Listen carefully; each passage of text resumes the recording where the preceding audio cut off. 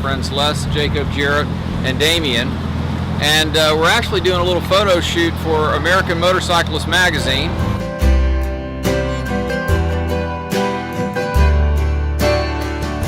Some of my colleagues, I understand, in the House of Representatives have been in the magazine. There are a number of members of Congress who do ride.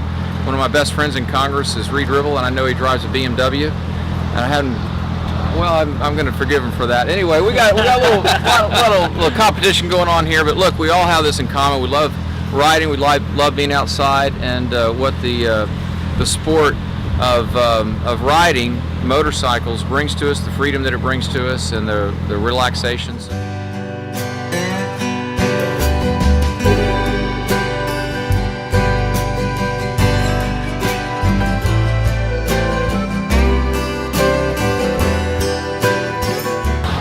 It sure is therapeutic, you know. All right. That's awesome. My therapy.